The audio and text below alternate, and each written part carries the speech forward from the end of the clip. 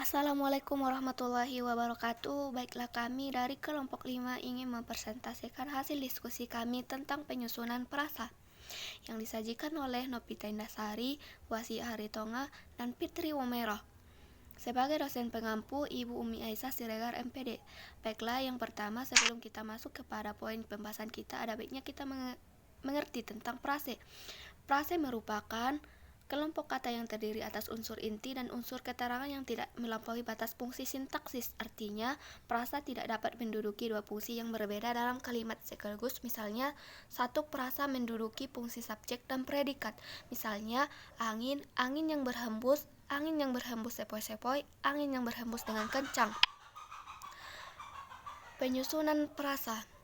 Yang pertama yaitu prasa nominal, yang kedua prasa verbal, yang ketiga prasa adjektifal, yang keempat prasa preposisional. Langsung saja yang pertama yaitu prasa nominal.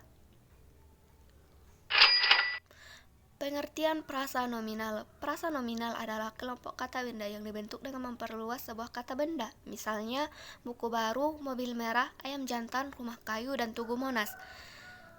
Penggunaan prasa nominal sebagai unsur objek. Misalnya, Ani sedang membeli jagung bakar.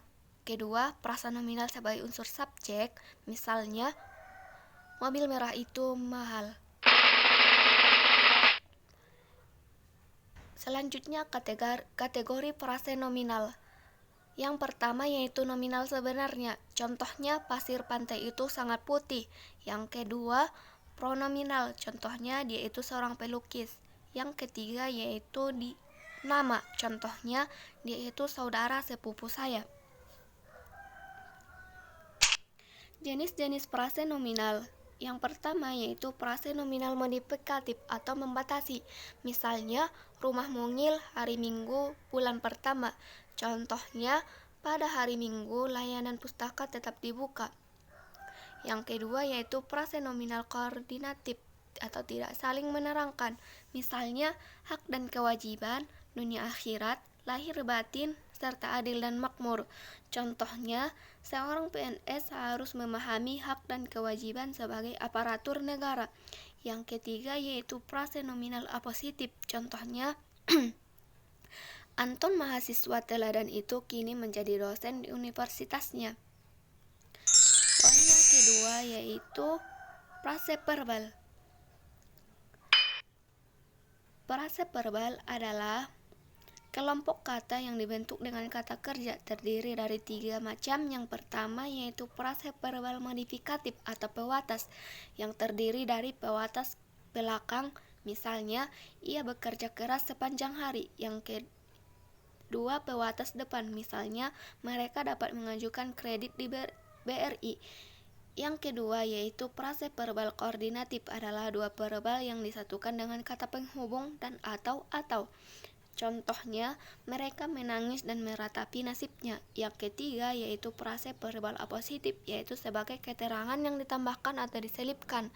Misalnya, Pulau Gadung, tempat tinggalnya dulu, kini menjadi terminal modern.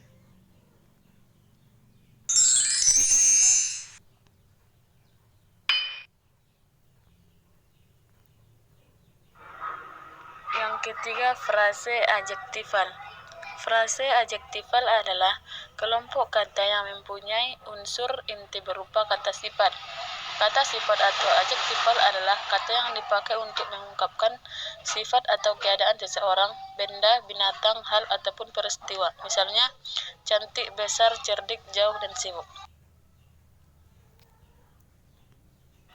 Penggunaan frasa adjektifal dalam kalimat dapat berfungsi sebagai berikut. Yang pertama, sebagai tingkat perbandingan. Yang kedua, sebagai tingkat tertinggi. Yang ketiga, sebagai seruan.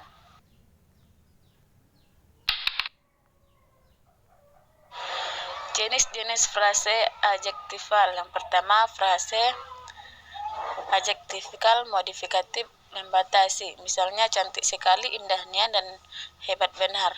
Yang kedua, frase adjektifal koordinatif menghubungkan atau menggabungkan. Misalnya, tetap kekar, aman, tentram, makmur, dan sejahtera, dan aman sentosa. Yang ketiga, frase adjektifal apositif keterangan tambahan. Misalnya, Bima tokoh kesatria, gagah perkasa, dan suka menolong.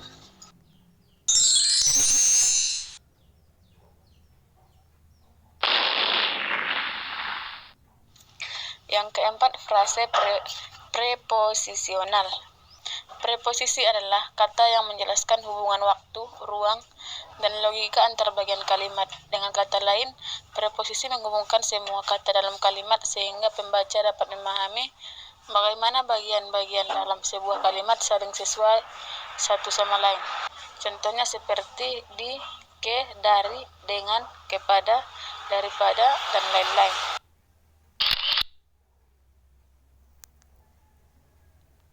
Sebagai contoh lain, mereka baru datang dari desa. Adik menulis dengan spidol. Bukumu saya letakkan di atas meja. Pencuri itu lari ke dalam pasir. Mungkin cukup sekian hasil persentase kami. Kurang dan janggalnya kami mohon maaf. Wabillahi taufiq wal hidayah. Wassalamualaikum warahmatullahi wabarakatuh.